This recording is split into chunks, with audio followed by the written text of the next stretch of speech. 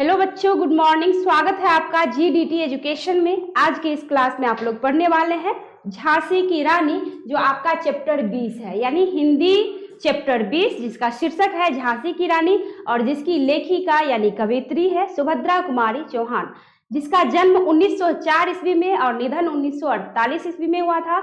सुभद्रा कुमारी चौहान इस कविता से ही, यानी ये जो झांसी की रानी कविता है, इसी से जो है वो प्रसिद्ध हुई थी, उनको प्रसिद्धि मिली थी। इतना ही नहीं, सुभद्रा कुमारी चौहान जो है देशभक्ति कार्यों से हमेशा जुड़ी रही। अर्थात कहने का तात्पर्य यह कि 1942 में जो भारत छोड़ो आंदोलन हुआ था, उसमें भी सुभद्रा कुमारी चौहान ने भाग लिया था, और जिस कारण उनको बीच में जो है पढ़ाई भी छोड़नी पड़ी थी। इतना ही नहीं, उसको जेल भी जाना पड़ा था। तो कुल मिलाकर ये कहा जाए कि वो भी देशभक्त ही थी। देशभक्त ही थी नहीं, पूर्ण रूपेण देशभक्त थी।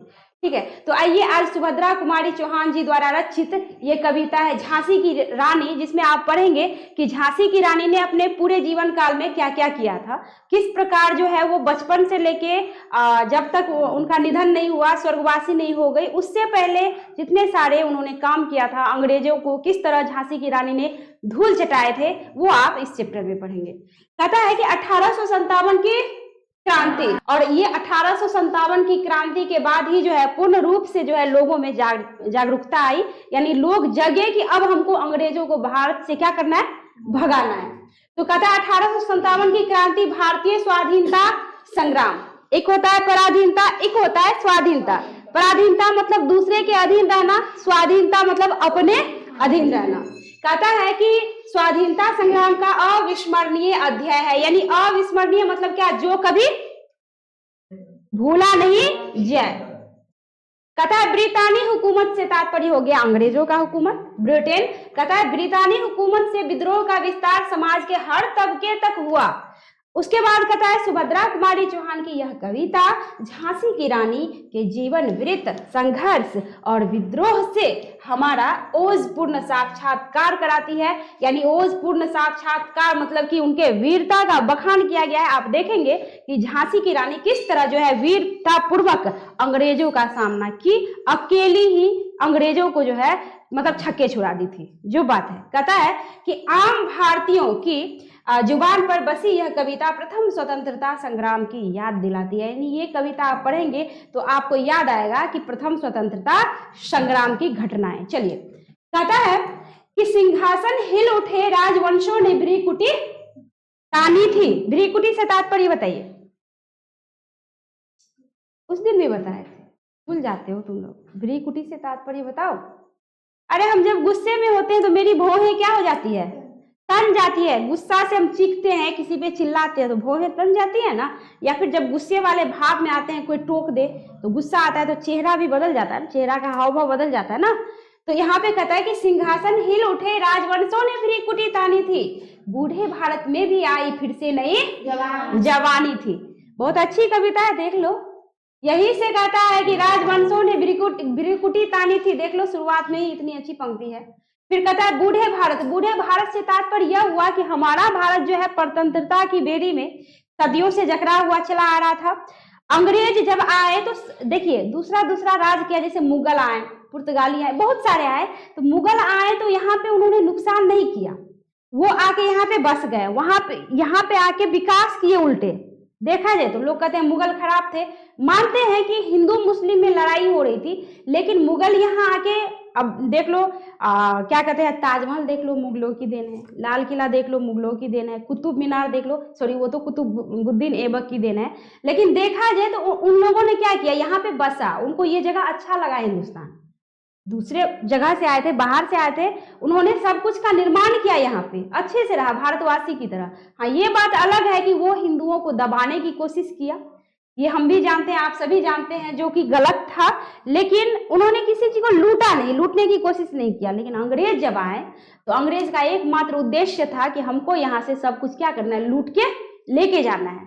और उन्होंने लूटने के चक्कर में क्या करने के लिए आए थे, बिजनेस करने के लिए आए थे, और बिजनेस के सिलसिले में ही वो इतना विस्तार कर लिया जो हमको गुलाम बना के रख दिया, हम सभी को, और खुद मालिक बन के रह गए। जाते जाते सारे के सारे लूट के गए। तो यानी वो हम लोगों को एकदम खोखला करके चला गया।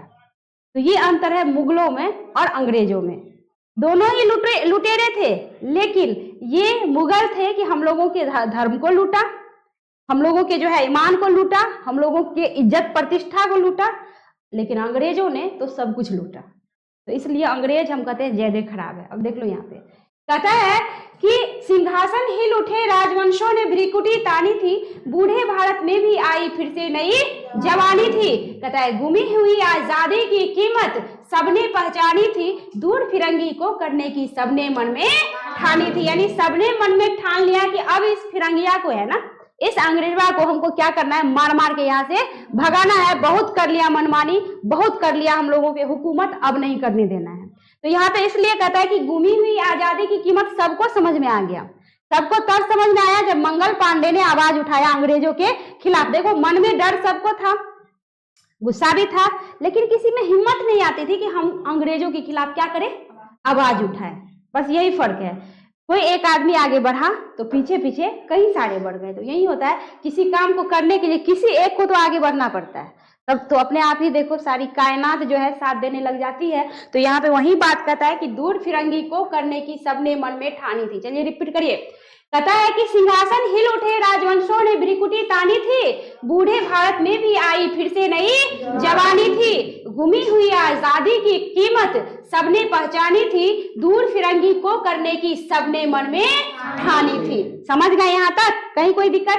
कहता है चमक उठी सन 57 से मतलब 1857 में वह तलवार पुरानी थी, बुंदेले हड़बोलों के मुंह हमने सुनी कहानी थी, खूब लड़ी मर्दानी वह तो झांसी वाली रानी थी। अर्थात बुंदेलखंड के लोगों के मुंह हमने सुनी कहानी थी, है ना, कि खूब लड़ी मर्दानी वह तो, यानी बुंदेलखंड के एक एक बच्चा बता देगा कि किस तरह मर्द की तरह मर्दानी बनी लक्ष्मीबाई जो है लड़ी थी। तो बाद में जो है उसका नाम क्या पड़ गया था, झांसी वाली रानी, जो कि झांसी की रानी लक्ष्मीबाई का बचपन का नाम क्या था बच्चों, मनु था। तो बाद में इसको झांसी की रानी के नाम से प्रसिद्धि मिली, यानी लक्ष्मीबाई के नाम से उसका पति जो है, यानी विवाह के बाद जब ससुराल जाती है तो उसके नाम को बदल दिया जाता है, जो कि आप आगे पढ़ेंगे। यहाँ तक क्लियर है? चलिए अब आगे बढ़िए। आगे कहता है कानपुर के नाना की मुंह बोली बहन छबीली थी।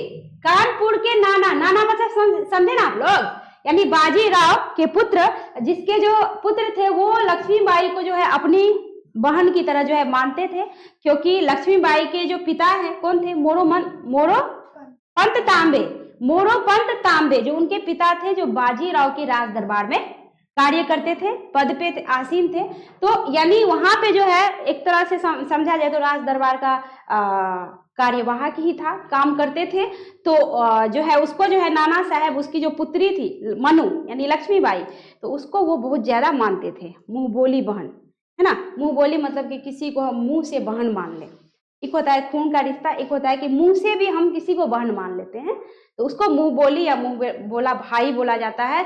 और देखा जाए तो खून के रिश्ते से अधिक ये जो दिल का रिश्ता होता है, मन का रिश्ता है, वो ज्यादा मजबूत होता है। खून का रिश्ता तो फिर भी धोखा दे देता है, सभी ढंग से नहीं निभा पाते जो बात है, लेकिन दूसरा रिश्ता अगर हो ना तो वो अच्छे से निभाता है।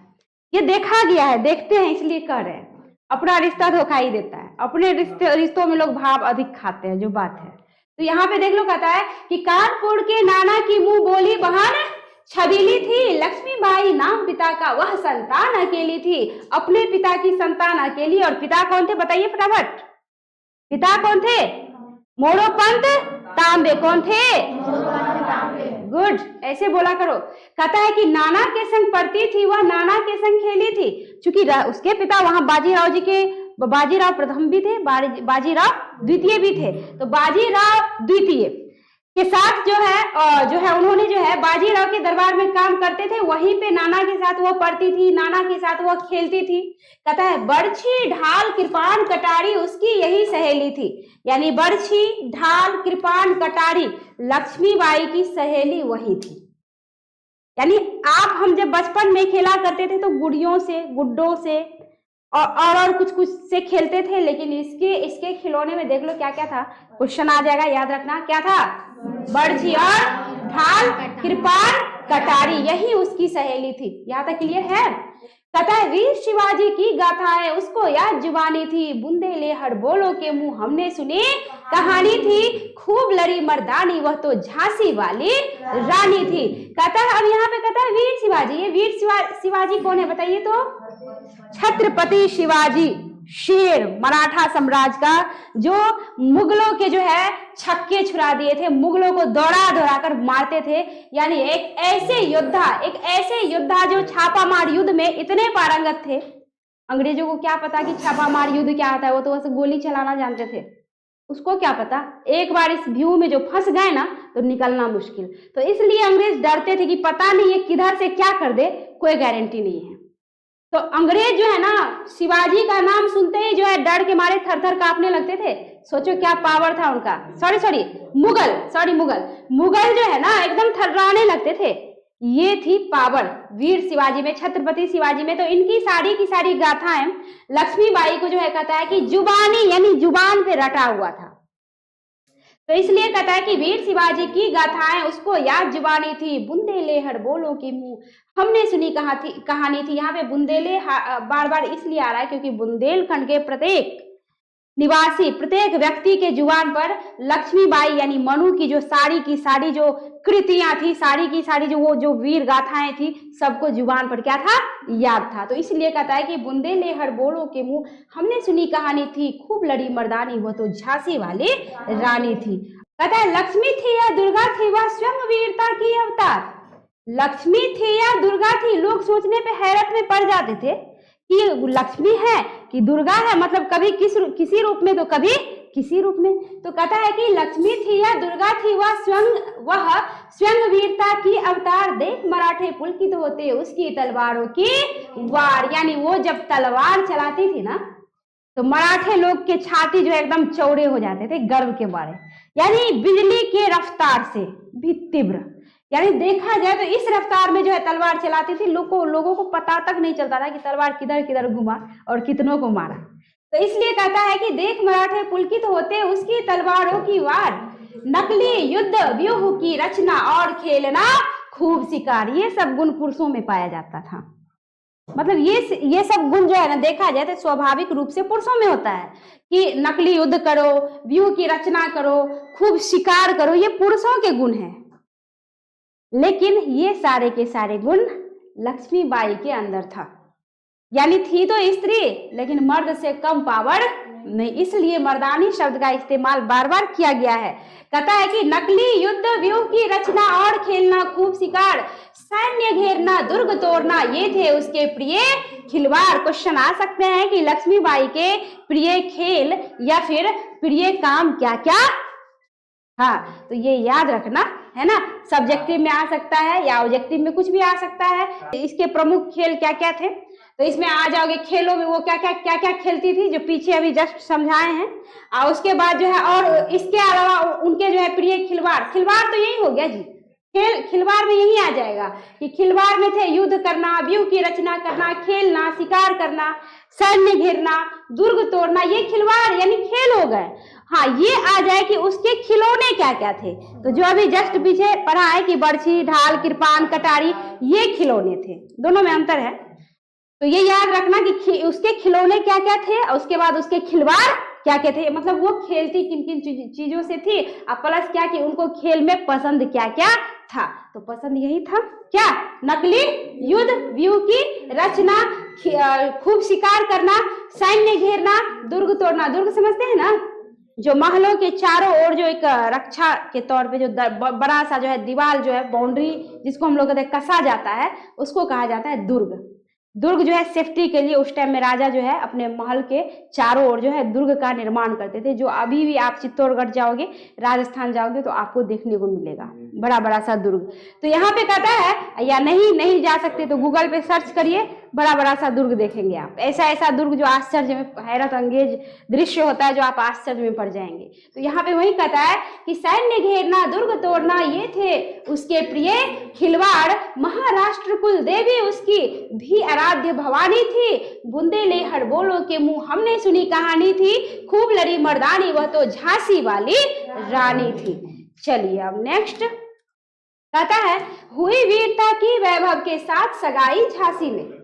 इसका मतलब क्या हुआ? इसका मतलब क्या हुआ? फटाफट बताइए आप लोग। कहता है कि हुई वीरता की वैभव के साथ सगाई, झांसी में ब्याह हुआ रानी बन आई लक्ष्मीबाई झांसी में। कि देख लो, वीरता की जो है वैभव के साथ सगाई हुई, वीरता की प्रतिमूर्ति तो स्वयं जो है मनु यानी लक्ष्मीबाई थी, और उस वीरता का मेल किसके साथ हो गया? वैभव के साथ। यानी जहां पे वैभव, धन संपत्ति, ऐश्वर्य है, और वहां पे वीरता भी आ गया, तो सोचो क्या वहां की स्थिति, परिस्थिति और क्या समय होगा, है ना। तो यहाँ पे वही कहता है कि हुई वीरता की वैभव के साथ सगाई झांसी में, यानी झांसी के राजा जो थे गंगाधर राव, उसके साथ लक्ष्मीबाई का क्या हुआ? सगाई यानी विवाह हुआ। कहता है ब्याह हुआ रानी बनाई लक्ष्मीबाई झांसी में, यानी वो जो है झांसी आ गई। उसके बाद कहता है राजमहल में बजी बधाई, खुशियां छाई झांसी में, सुभट बुंदेलों की वीरदावली सी वह आई झांसी में। यानी कुल मिला के देखा जाए तो वह झांसी आई, यानी वैभव के साथ वीरता का मेल हुआ, और मेल होने के बाद जो है दृश्य ही बदल गया।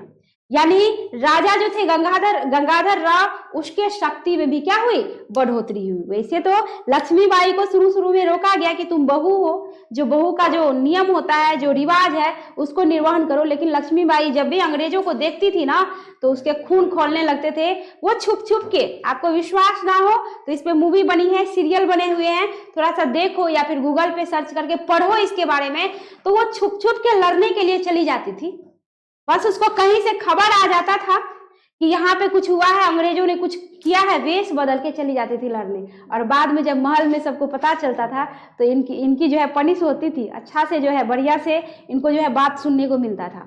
कई बार पति पत्नी में मनमुटाव भी हो गया, लेकिन बाद में राजा भी साथ देने लगे, क्योंकि वो समझते थे कि ये जो है कोई गलत काम नहीं कर रही, अपने प्रजाओं के भलाई के लिए ही काम कर रही है। तो ससुराल में बहुत कुछ जो है लोगों को जो है सोचना समझना पड़ता है, लेकिन वो कभी भी नहीं मानी कि हम एक बहू की तरह थी, लेकिन लड़ना कभी नहीं छोड़ी, अंग्रेजों के खिलाफ विद्रोह करना कभी नहीं छोड़ी। तो यही कहता है कि राजमहल में बजी बधाई, खुशियां छाई झांसी में, सुभट बुंदेलों की वीरदावली सी वह आई झांसी में। कहता है चित्रा ने अर्जुन को पाया, शिव से मिली भवानी थी, बुंदेले हर बोलो के मुंह हमने सुनी कहानी थी, खूब लड़ी मर्दानी वह तो झांसी वाली रानी थी। चित्रा ने अर्जुन को पाया, चित्रा मतलब कौन जी? जिसने अर्जुन से विवाह किया। सुभद्रा क्या कहते हैं, अर्जुन की दो पत्नी थी, एक थी द्रौपदी और दूसरी थी सुभद्रा यानी अभिमन्यु की माँ। ठीक है, अभिमन्यु नाम सुने हो ना तुम लोग? महाभारत के युद्ध में जो है चक्रव्यूह भेदन में जो है मुख्य किरदार किसी का था, तो वो था अभिमन्यु का। और इसमें भी आप लोग कंफ्यूज हो जाएंगे कि अभिमन्यु पुत्र किसका, सुभद्रा या द्रौपदी? सुभद्रा का पुत्र था। जो आश्चर्य की बात है कि गर्भ में, माँ के गर्भ में ही जो है उसकी जो अर्जुन जो है चक्रव्यूह भेदन की जो है कथा सुना रहे थे सुभद्रा को। सुभद्रा की आंखें लग जाती है, और आंख लगने के बाद जो है यानी जहां तक वो सुनता है वहां तक उनको पता होता है अभिमन्यु को, यानी उसको जो है उसमें जाना कैसे है वो पता था, बट निकलना कैसे है तब तक सुभद्रा सो चुकी थी। तो जब युद्ध होता है उसी को बोला जाता है चित्रा, सुभद्रा को ही। तो यहाँ पे देख लो, तो हुआ क्या कि जब युद्ध, महाभारत की जब युद्ध हुई ना कौरवों और पांडवों के साथ, कौरव धृतराष्ट्र अंधा का जो है पुत्र, हाँ अंधा का पुत्र, अंधा, यही तो उसको दुर्योधन को जो है यहाँ पे लगा था, और उसी का बदला लेने के लिए तो उन्होंने चीरहरण करवाया द्रौपदी का। जी, चीरहरण सुभद्रा का नहीं हुआ था, चीरहरण द्रौपदी का हुआ था। कहाँ चले गए हम लोग? चलिए ये भी समझना जरूरी है, कंफ्यूजन में आ जाता है। कब कंफ्यूजन यहाँ आएगा कि अभिमन्यु किसका पुत्र था, यहाँ भी कंफ्यूजन में। उसके बाद यहाँ भी कि चीरहरण किसका हुआ था, यहाँ भी कंफ्यूजन। तो याद रखना, अभिमन्यु सुभद्रा का पुत्र, चीरहरण द्रौपदी का हुआ था। क्योंकि वो इंद्रप्रस्थ में जो बना हुआ महल रहता है, वो जो जाता है ना, वो तो उसमें ऐसा माल होता है कि कहीं पे जैसे लगेगा पानी बह रहा है, लेकिन वहां पानी नहीं होता है, समतल भूमि होता है। वो इसे छलांग मार जाता है, फिर वो आगे जाता है तो कहता है कि उसको भरम लग जाता है, कहते नहीं ये, फिर बाद में ऐसे टच करता है, कहता है अरे ये तो समतल भूमि है। बाद में फिर उसको लगता है कि समतल भूमि होगा, उस पर पैर देके जाता है कि पानी में भटाक से गिर जाता है। तो गिरता है तो इस पे द्रौपदी देखती है, हंस देती है कि अंधे के पुत्र, अंधा का पुत्र अंधा। तो यही चीज उसको जो है यहाँ पे जो है बैठ जाता है और वो बदला लेता है। देख लो, चित्रा ने अर्जुन को पाया, चित्रा ने जिस तरह अर्जुन को पाया था, शिव से मिली भवानी थी, महादेव को जिस तरह माता पार्वती ने पाया था, घोर तपस्या के बाद, कई जन्मों के बाद जो है माता पार्वती भी कई त्याग दी थी, कई बार उनका निधन हुआ था, कई बार वो मरी थी और कई बार जन्म हुआ था। अंतिम में पार्वती के रूप में जो है उनका महादेव से मिलन हुआ। यानी सती के रूप में, ये मत सोचना कि सती पार्वती एक है, सती जन्म किसी और जो है पहले हुआ था, बाद में पार्वती हिमालय की पुत्री के रूप में होता है। सती जो आपको कौन से दक्ष की पुत्री के रूप में जिसमें जो है वो क्या करती है, वो अग्निकुंड में कूद जाती है, क्योंकि उनके पति का यानी महादेव जी का जो है अपमान होता है उस भरी सभा में, तो ये वो बर्दाश्त नहीं कर पाती। लंबी कहानी है, बाद में कभी बता देंगे क्यों अपमान होता है, कैसे होता है। तो यहाँ पे कहता है कि चित्रा ने अर्जुन को पाया, शिव से मिली भवानी थी, कि महादेव से बहुत ज्यादा प्रेम करती थी माता पार्वती, और घोर तपस्या के बाद वो महादेव को उन्होंने प्राप्त किया था। तो कहता है जिस तरह चित्रा ने अर्जुन को पाया, जिस तरह शिव से जो है भवानी मिली थी, उसी तरह गंगाधर राव से मनु यानी लक्ष्मीबाई मिली थी। अब कहता है कि बूंदे ले हर बोलों के मुंह, हमने सुनी कहानी थी, खूब लड़ी मर्दानी, वह तो झांसी वाली रानी थी। चलिए अब आगे आइए। कहता है उदित हुआ सौभाग्य, मुदित महलों में उजियाली छाई। सौभाग्य जो है कहता है उदित हुआ, कहता है कि मुदित महलों में उजियारी छाई, सारे के सारे महलों के लोग, प्रजा एकदम खुश थे, एकदम निहाल हो चुके थे कि कितनी वीरता के साथ जो है, मतलब एक ऐसी कन्या के साथ विवाह हुआ, एक ऐसी कन्या, एक ऐसी बहू घर में आई है जो अंग्रेज जिसके नाम से कांपते थे, डरते थे, कुछ करने से पहले 100 बार सोचते थे कि उसके क्षेत्र में कुछ करेंगे तो सोच समझ के करो, क्योंकि वहां पे रोकने वाली कोई है। तो यहाँ पे कहता है किंतु काल गति चुपके चुपके काली घटा घेर लाई। उजियाली तो छाई थी महलों में, लेकिन काल गति को कौन रोक सकता है? समय को कोई रोक पाया है क्या? तो जिसके साथ जब जिस काल में जो घटना घटना होगा वो तो घटित होके ही रहता है। तो कहता है किंतु काल गति चुपके चुपके काली घटा घेर लाई। काली घटा मतलब काला बादल, यानी दुख का बादल।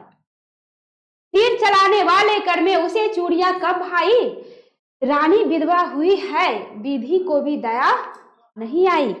कहता है विधि को भी नहीं दया आई, यानी रानी लक्ष्मीबाई जो है विधवा बन गई। इसका मतलब ये हुआ कि उसके जो पति थे गंगाधर राव, उनको जो है अंग्रेजों ने छल से क्या करवा दिया, मरवा दिया, यानी वो स्वर्गवासी हो गए और इतनी कम उम्र में जो है उनको विधवा बनना पड़ा। तो यहाँ पे कहता है कि रानी विधवा हुई है, विधि को भी दया नहीं आई। कहता है कि निःसंतान मरे राजा जी, रानी शोक समानी थी, निःसंतान, एक पुत्र भी नहीं हुआ था उनको। अब आप कहोगे कि पुत्र नहीं हुआ था, तो फोटो में देखते हैं कि पीठ पे बंधा हुआ बच्चा होता है, वो कौन था?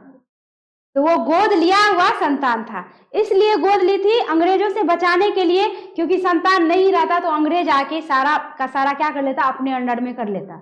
तो उस जमाने में नियम था कि संतान तुरंत ही या तो गोद लो, या तो है तब तो ठीक है, यानी अगर कोई है राजगद्दी संभालने वाला तब तो ठीक है, तब कोई कुछ नहीं करेगा। नहीं होता था तो आक्रमण करके उस पर आधिपत्य जमा लेते थे। तो वो जमाना कुछ अलग था। तो इसलिए कहता है कि निःसंतान मरे राजा जी, रानी शोक समानी थी। शोक तो होगा ही ना। कहता है बुंदे ले हर बोलों के मुंह, हमने सुनी कहानी थी, खूब लड़ी मर्दानी, वह तो झांसी वाली रानी थी। बुझा दीप झांसी का तब डलहौजी मन में हर्षाया। ये जो अंग्रेज थे ना डलहौजी, उसका मन एकदम हर्षित हो गया, खुश हो गए, गदगद हो गए कि अब तो राजा मरे, उसका कोई संतान है नहीं, चलो अब झांसी पे करते हैं कब्जा और सबको अपने अंडर करते हैं, है ना। तो वो जो है अपना प्लानिंग करने लगा कि अब हमको झांसी पे किसी तरह अपना आधिपत्य जो है जमाना है, अपना वर्चस्व जमाना है। तो वो जो है एकदम मन ही मन खूब हर्षित हुआ कि हाँ, हर्षित हुआ कि अब उसको हमको हड़पना है। कि कौन हर्षित हुआ? डलहौजी। कहता है कि राज हड़प करने का उसने यह अच्छा अवसर पाया। बुझा दीप झांसी का तब डलहौजी मन में हर्षाया, राज हड़प करने का उसने यह अच्छा अवसर पाया। फौरन फौजे भेज दुर्ग पर अपना झंडा फहराया। फौरन फौज को भेज भी दिया, झांसी का झंडा उतार करके अपना झंडा वहां पे गाड़ दिया। कहता है लावारिस का वारिस बनकर ब्रिटिश राज झांसी आया। कितनी अच्छी जो है पंक्ति है। सुभद्रा कुमारी चौहान ने बड़ा सुंदर शब्द का इस्तेमाल किया है उस अंग्रेजों के लिए। लावारिस का वारिस बनकर, लावारिस सब जो है वारिस बन के आ गया झांसी में। लावारिस, जिसका कोई अता पता नहीं कि खानदान कौन है, कुल कौन है, माँ कौन है, बाप कौन है, भारत में आके खुद को कहने लगा हम भारतवासी हैं।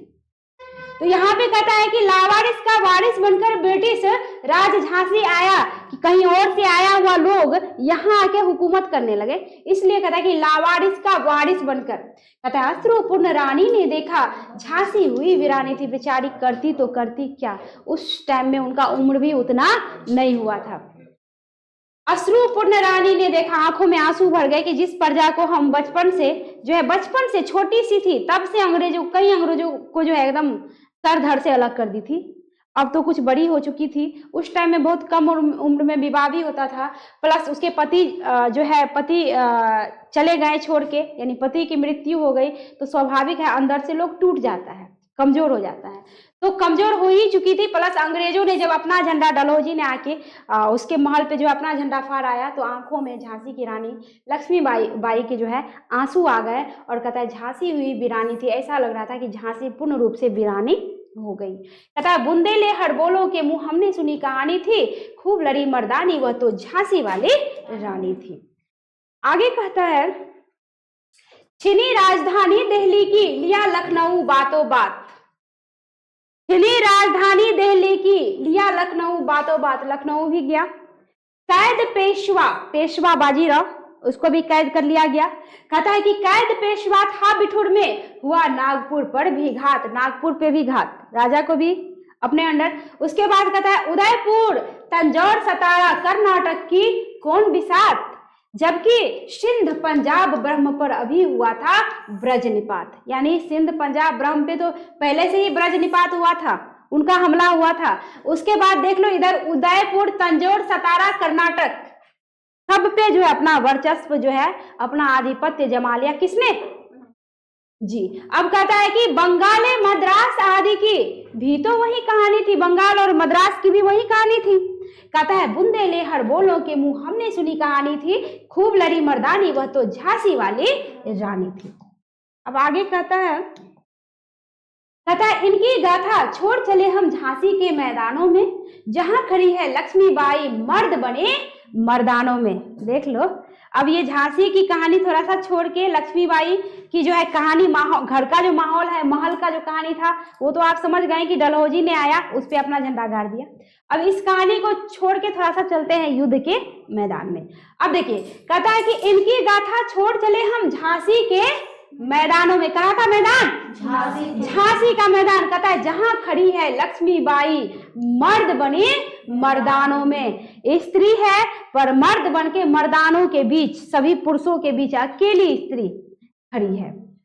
अकेली नहीं थी, उनके साथ जिसको प्रशिक्षण दी थी उनकी सहेलियां भी थी, जिन महिलाओं को, जिन लड़कियों को शादी से पहले से भी प्रशिक्षण देने का काम करती थी, तो वो भी थी, उनका साथ दी। लेकिन कब तक टिक पाती, क्योंकि दिमाग से आप भले ही तेज हो जाए, पर शारीरिक रूप से पुरुष से ज्यादा मजबूत स्त्रियां नहीं होती, तो कब तक लड़ती। लेकिन हाँ, कब तक लड़ती, लेकिन जब तक उसके शरीर में जान रहा, खून की एक एक बूंद रही, तब तक वो लड़ती रही।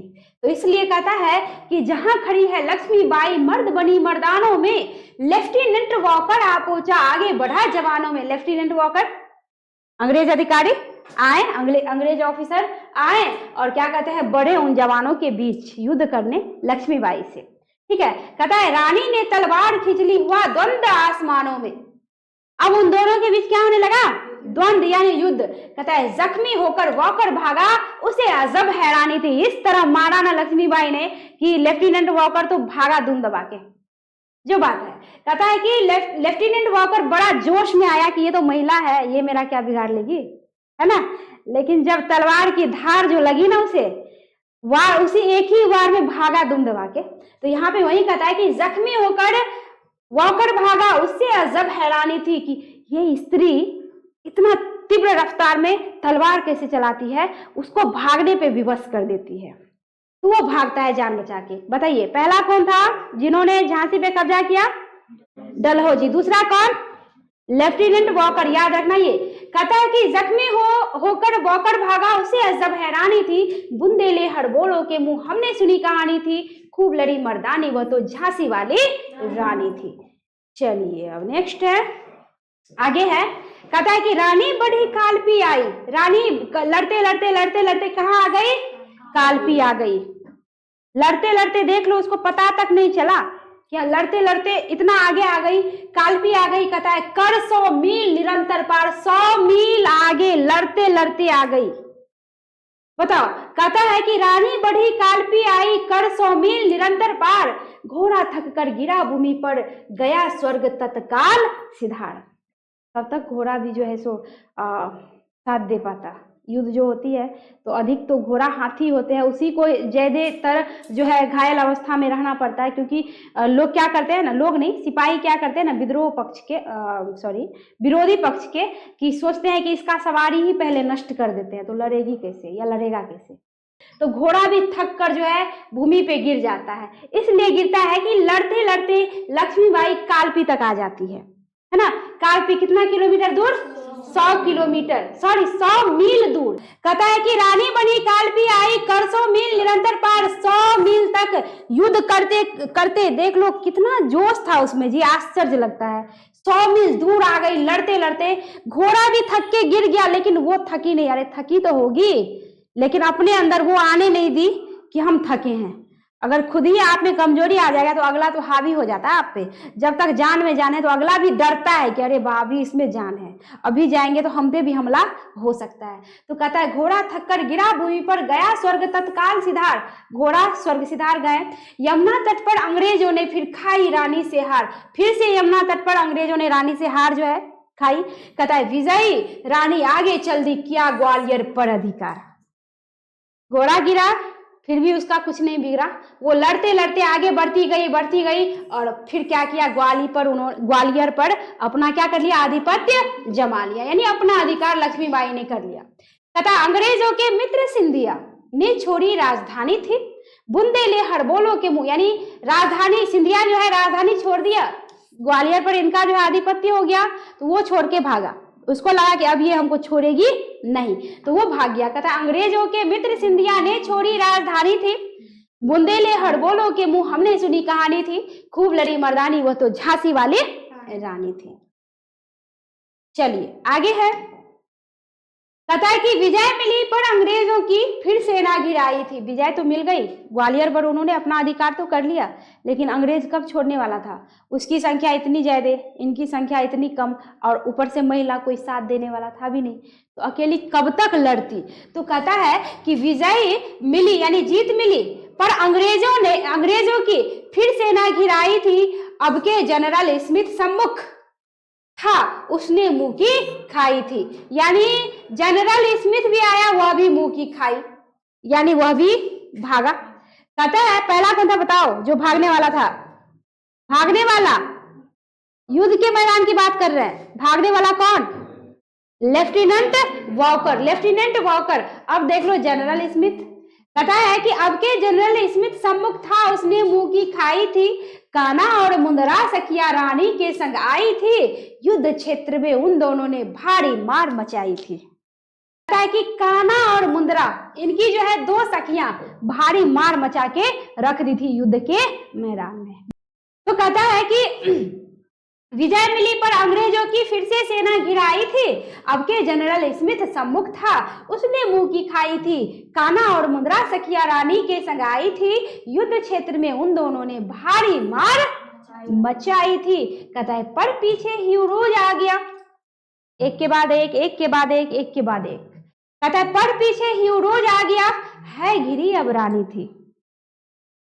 अब क्या करेगी अकेले, आगे से भी वार पीछे से भी वार, वही अभिमन्यु वाली कहानी, एक अकेला बच्चा 16 साल का लड़का और चारों तरफ से सारे कौरव की सेना घेर के उसको आगे से पीछे से दाएं से बाएं से वार कर करके उस निहत्थे बालक को मार दिया उस युद्ध के मैदान में। चक्रव्यूह भेदन में घुस तो गया था बेचारा, निकला नहीं था।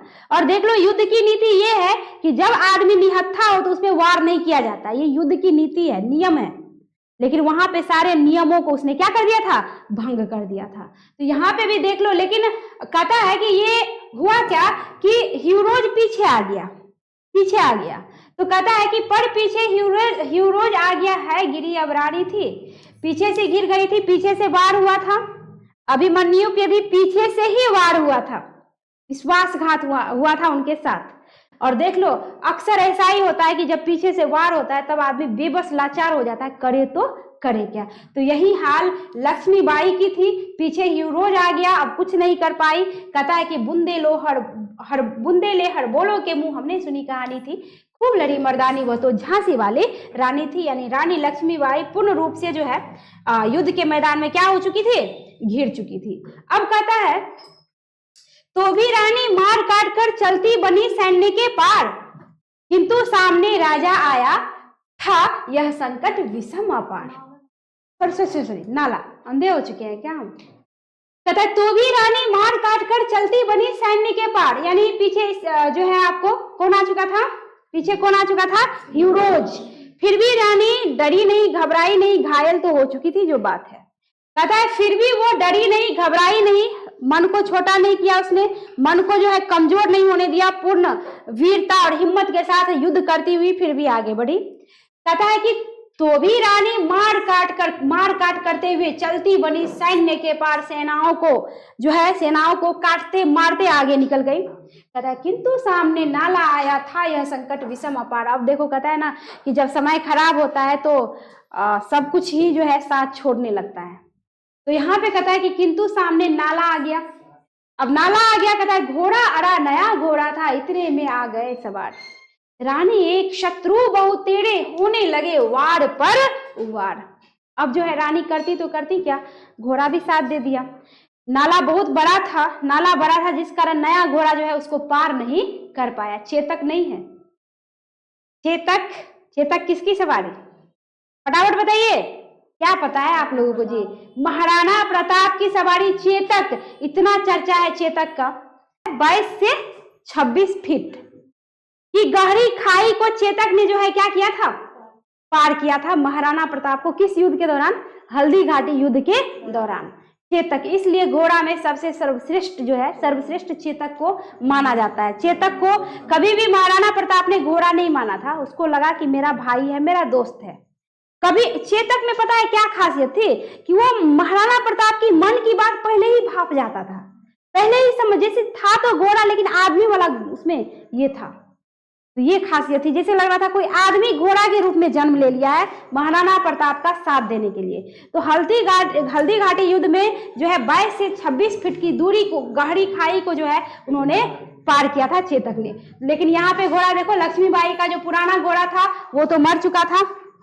100 मील की दूरी पर कालपी के पास जब 100 मील की दूरी पार किए तो घोड़ा थक के मर गया। ये दूसरा घोड़ा नया था, इसलिए वो पार नहीं कर पाया। सामने में गड्ढा आ गया, वो पार नहीं कर पाया। रानी जो है चारों ओर से क्या हो चुकी, घिर चुकी, और उस पे जो है वार पर वार होने लगे। और एक रानी दुश्मन अनेक, तो करती क्या, यानी वार पे वार होने लगे तो घायल होकर रानी यानी सिंहनी क्या हो जाती है, गिर जाती है। तो यही कहता है कि घोड़ा अड़ा नया घोड़ा था, इतने में आ गए सवार। रानी एक शत्रु बहु तेरे, होने लगे वार पर वार। रानी एक शत्रु बहु तेरे, होने लगे वार पर वार। घायल होकर गिरी सिंहनी, उसे वीर गति पानी थी। घायल होकर सिंहनी वहीं पे गिर जाती है और वीर गति को प्राप्त हो जाती है, यानी स्वर्गवासी हो जाती है। कहता बुंदे ले हर बोलो के मुंह, हमने सुनी कहानी थी। खूब लड़ी मर्दानी, वह तो झांसी वाली रानी थी। कहता रानी गई सिधार चिता, अब उसकी दिव्य सवारी थी, यानी रानी की दिव्य सवारी अब क्या हो गई, चिता। चिता जिसपे लाश को रखा जाता है, जलाया जाता है। कहता अब उसकी दिव्य सवारी कौन बन गई, उसकी चिता। कहता रानी गई सिधार चिता, अब उसकी दिव्य सवारी थी। मिला तेज से तेज की, वह सच्ची अधिकारी थी। समझो बात को, मिला तेज से तेज खुद तीव्रता की जो है अवतार थी, खुद तेज थी अपने आप में, और मिली जाके पुनः किससे, तेज से, आग से, अग्नि से। तो कहता है कि मिला तेज से तेज की, वह सच्ची अधिकारी थी। अभी उम्र कुल 23 की थी, मनुज नहीं अवतारी थी। यानी लक्ष्मीबाई का जब निधन हुआ तो उनकी उम्र क्या थी, सिर्फ 23 वर्ष था। बताओ 23 वर्ष में तो यहाँ पे विवाह नहीं होता है लोग को। अभी 23 वर्ष की थी, और 23 वर्ष की अवस्था में कितने अंग्रेजों को भी मारा उन्होंने, विवाह भी हो गया, घर भी संभाला, और युद्ध करते करते स्वर्गवासी भी हो गए। रानी गई सिद्धार्थिता, अब उसकी दिव्य सवारी थी, अर्थात रानी की दिव्य सवारी अब उसकी क्या बन गई थी, उसकी चिता। कहता मिला तेज से तेज, तेज की वह सच्ची अधिकारी थी। तेज से तेज का मिलन हुआ। अभी उम्र कुल 23 वर्ष की अवस्था में ही उनका स्वर्गवास हो गया, उनका जो है निधन हो गया। कहता है कि मनुज नहीं अवतारी थी, कि वह कोई आदमी नहीं, मनुज नहीं, वह किसी देवी की क्या थी, अवतार थी। कहता हमको जीवित करने आई वन स्वतंत्रता नारी थी, यानी हमको जीवित करने के लिए आई थी। कहता है वन स्वतंत्रता नारी थी। दिखा गई पथ सिखा गई, दिखा गई पथ सिखा गई। हमको जो सीख सिखानी थी, हमको तो वो सिखाने के लिए आई थी कि अंग्रेजों से किस तरह लड़ना है, अंग्रेजों से डरना नहीं, जम के उसका सामना करना, वो तो हमें सीख देने के लिए आई थी। और ईश्वर की भेजी हुई कोई दूत थी जो इतने कम उम्र में ही हमको सीख देके चली गई। तो कहता है कि दिखा गई पथ सिखा गई, हमको जो सीख सिखानी थी। बुंदे ले हर बोलो के मुंह हमने सुनी कहानी थी, खूब लड़ी मर्दानी वह तो झांसी वाले रानी थी। खत्म। चलिए द एंड।